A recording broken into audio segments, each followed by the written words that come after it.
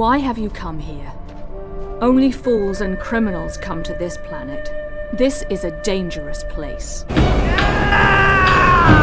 If the bandits don't get you, the wildlife will.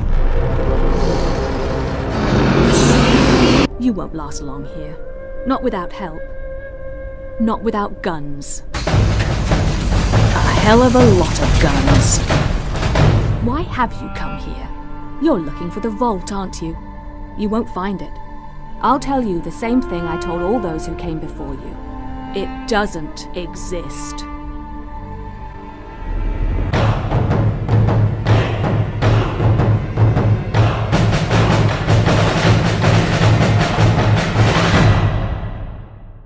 And Borderlands is pretty neat. It takes place on the planet Pandora.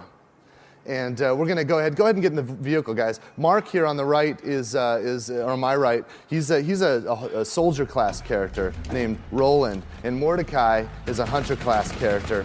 And these guys, they need the vehicle because Pandora is a big place, vast expanse out here in the Borderlands. They're going to play cooperatively. They might have to communicate a little bit. This is all real. This is all live. And as they get around here, you're going to see that they're going to get attacked by bandits. The bandits have left the safety of the colonies. They've left the safety of the settlements, and they've sort of banded together to maraud and scrape the landscape for food and fuel. Very Mad Max vibe.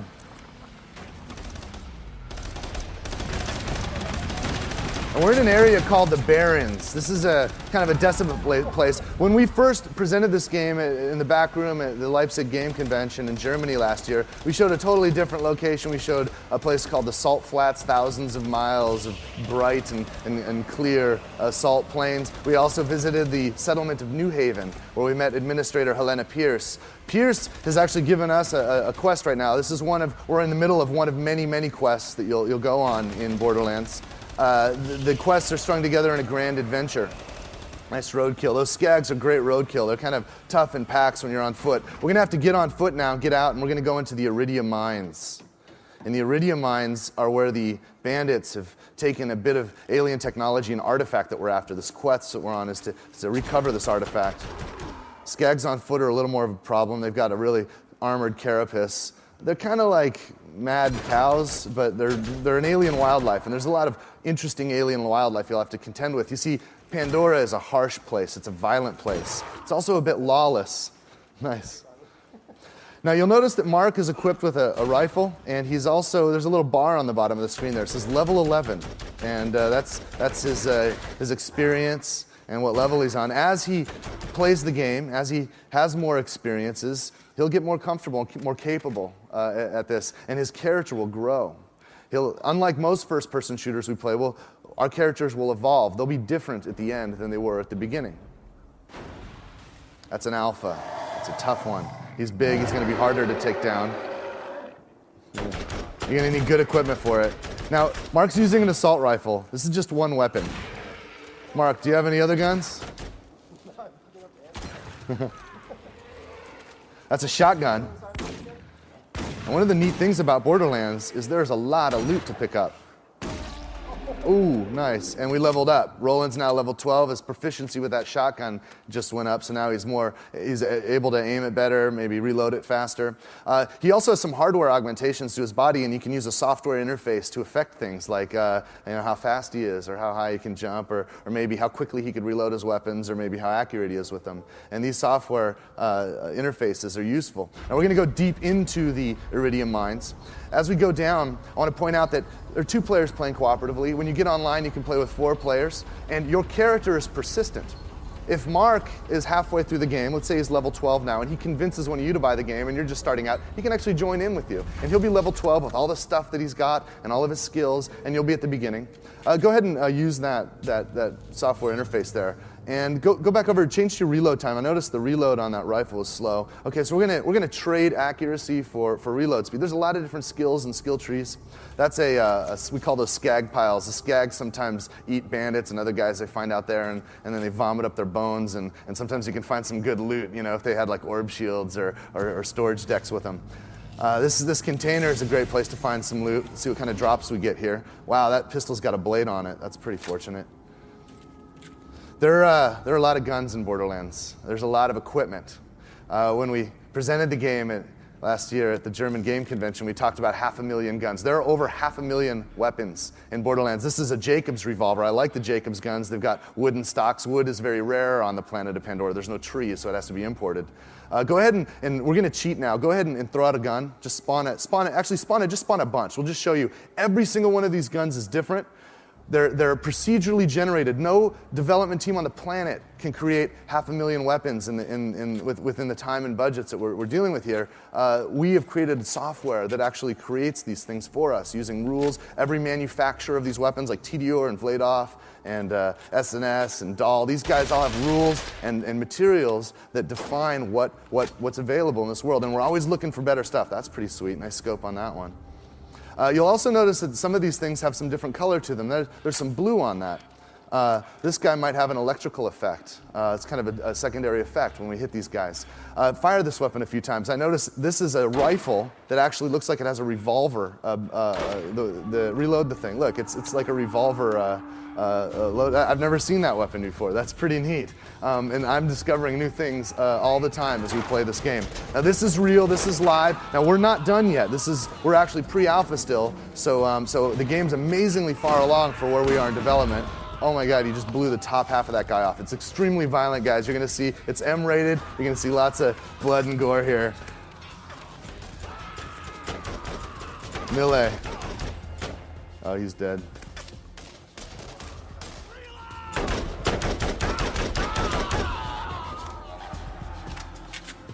Nice, look at it roasting a skag over there. Grenades are like great area effect tools. And there's all kinds of, oh my, oh, that was nasty. Let's see what we got here. Oh, that's a good, oh, these are serious drops here. This is good.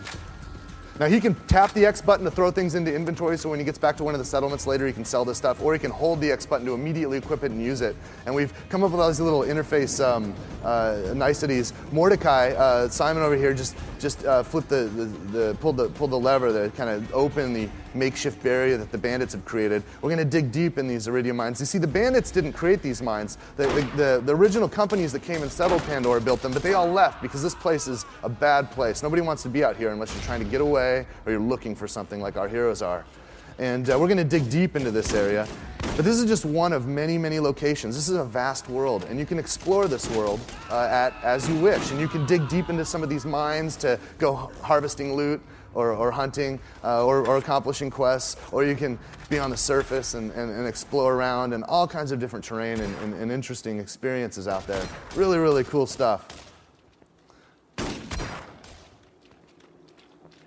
One of the things I like about the ability to develop my character is yeah, I can leave my game and I can join like somebody else. I can play with one of you guys when you guys are just starting out. But if I gather new things and get new experiences, I can go back to my instance of the game and keep going where I left off. I can keep repeating the story experience over and over, or I can just explore the world and develop myself and my skills.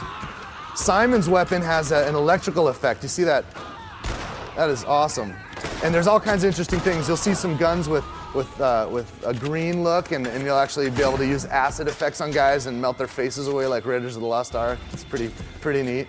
A TDR, is that a TMP or is that a straight up tactical machine pistol? You hold the trigger down, that guy blazes. Not too accurate though. It'd be nice to find another one that was more accurate. This shotgun is really effective because I noticed earlier he was able to just blow limbs off with this thing.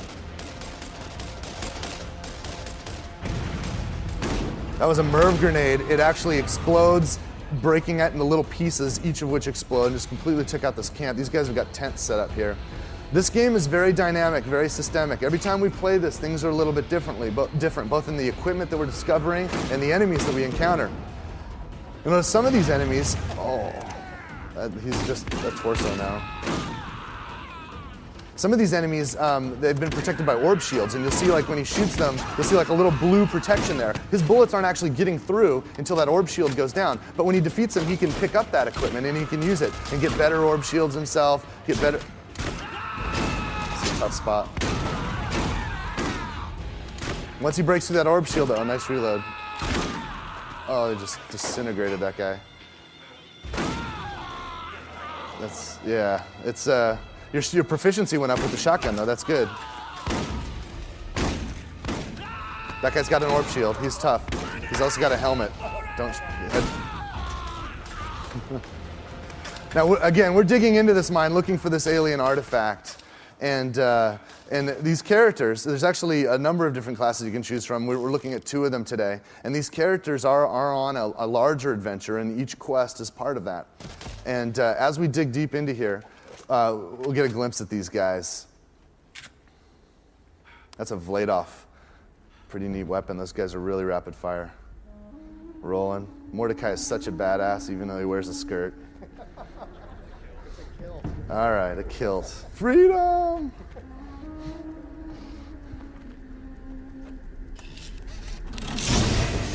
These little scenes help tie the story together, but they're just triggered by the quest events. Son of a bitch! Did you think you could come in here and just take it?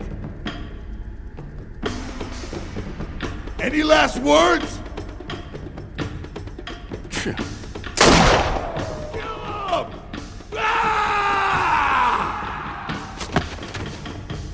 And that is the first look at Borderlands.